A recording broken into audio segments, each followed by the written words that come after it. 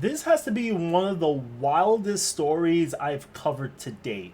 Today, we need to talk about a quadriplegic man who was arrested for battery on a law enforcement officer. I'm actually surprised this story didn't trend on social media, never came across my feed at all. I had a friend within my social circles that had to bring this story up to me, and I just had to share it with you guys because I was just as shocked that I didn't know anything about this, so I just had to share it with you guys. But let's roll the clips and get right into it because this is just batshit insane.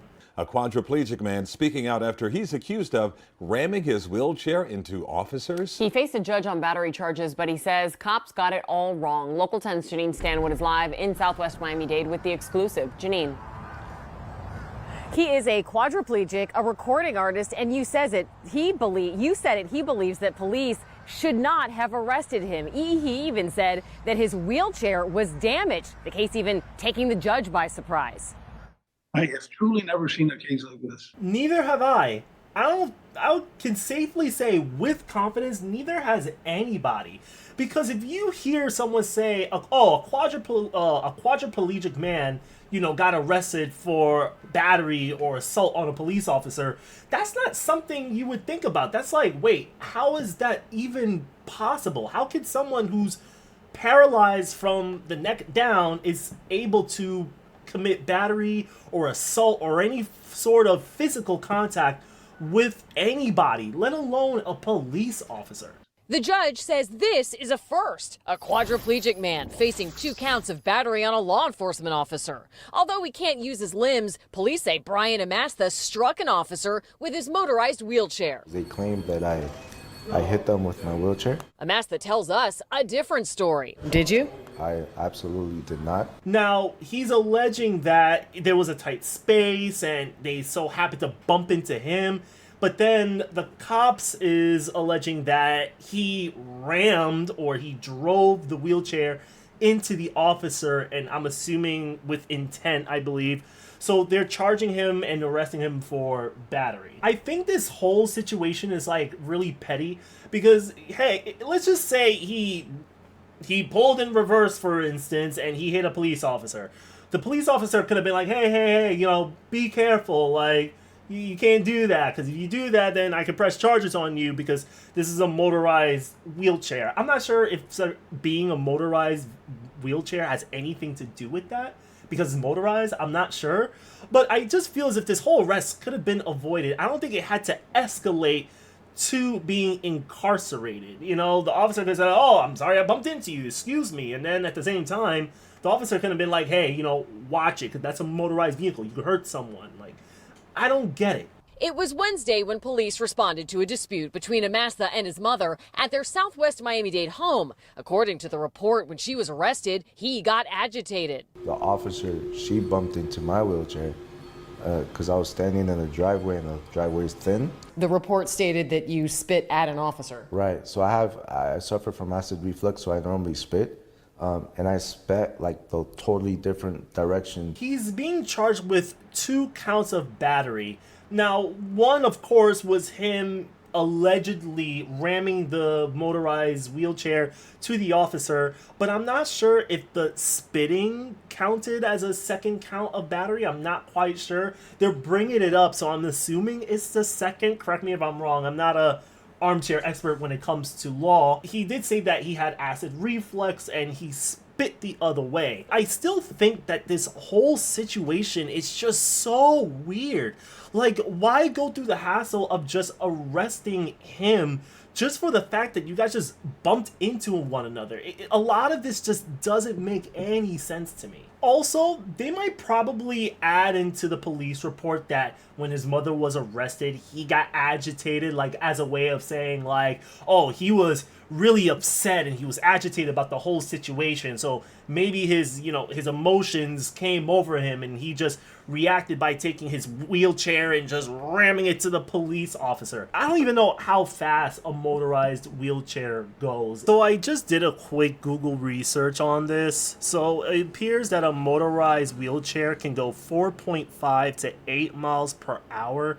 Just for context, I also looked up how fast a human could run on average, I guess, and man runs 8 miles per hour and women run 6.5 miles per hour. I guess that's an average thing. I don't know. I'm not looking too deep into it. Basically, a motorized wheelchair moving at its maximum speed can move up to 8 miles per hour. So you kind of have to imagine it as, you know, someone running towards you, except it's not a human running towards you. It's a motorized wheelchair with machinery, and it probably weighs a lot too. So these are things you have to factor. So maybe there's something I can understand why they would consider it battery, because if you move it at a certain speed and you hit someone with it, of course you're going to hit their leg, but you might probably do some damage to their leg with that sort of impact, because that's not just, you know, any regular wheelchair. That is a wheelchair that is machinery. It's motorized. I don't think I have to explain that any further. Still, there's something that throws me off about the fact that it had to escalate to an arrest. I'm still trying to piece the two and two together. Again, this whole thing could have been avoided, and now he's being arrested, and we're putting a case on a judge who, mind you, is hitting virgin territory. Again, you heard it from him. He's never had a case like this.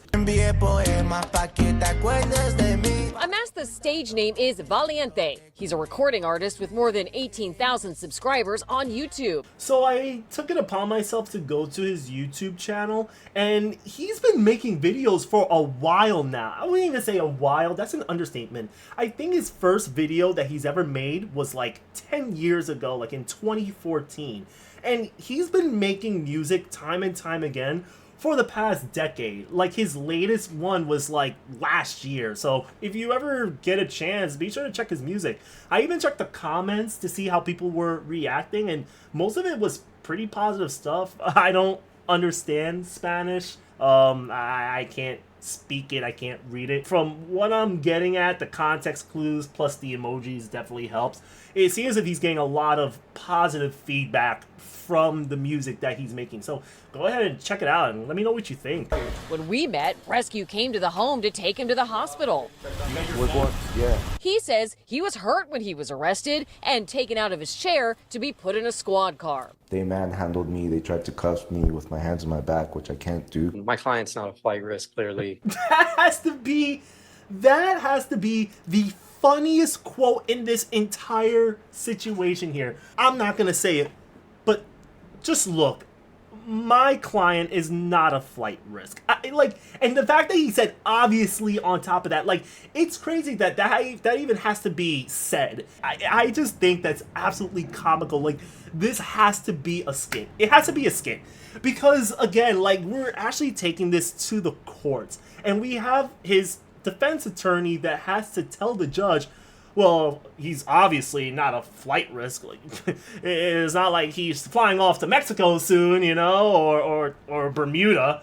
I just find it hilarious. Now, they did mention that when they were arresting him, they hurt him, or they manhandled him, allegedly. They try to put his hands behind his back, but he's not able to do that, and they try to put him into a squad car by taking him off the wheelchair. I can only imagine how awkward it was to do something like that. Like, the fact that you even attempted to put his arms behind his back, knowing his disability, is absolutely hilarious. It's peak comedy.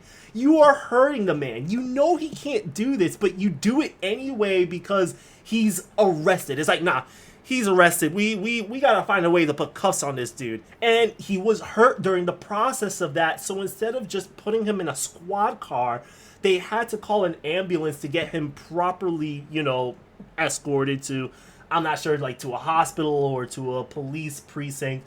But just to see that, it's just, they're really taking this to another level that shouldn't have gotten to that level to begin with. OR him, but I am going to order him not to have any contact with the officers should they come across each other's paths, all right?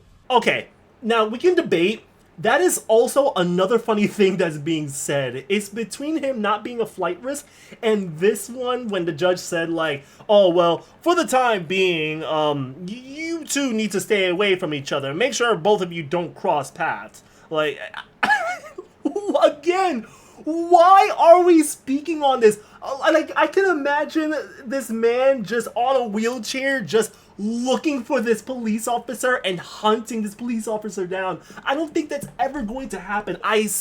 Just think that this is just hilarious. This has to be a skit, and I've been saying this many times because I still can't believe that this is actually happening. I really think they should throw this whole case away.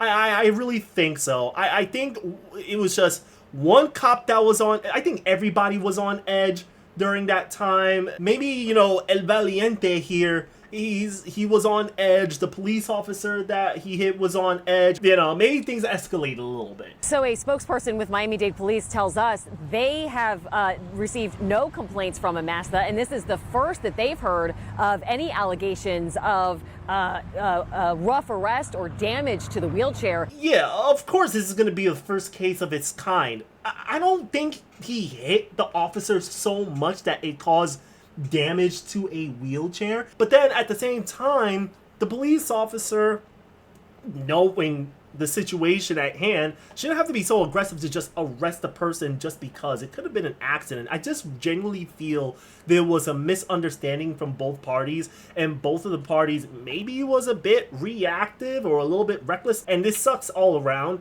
only because, again, it didn't have to get to this situation. But now he's arrested. I'm not sure if he's still in jail or not. I think they're letting him go, so they're saying, like, yeah, make sure you two stay apart for the time being so we can resolve this. Ultimately, I just hope this entire case gets thrown out because this is really just absolutely petty. But until then, guys, that's about it. I just wanted to talk to you guys because this is a story I just had to share. I couldn't believe it when I read the headline when my friend showed it to me, and I just had to share it with you guys after I just read this whole thing. But yeah, that's about it. Peace.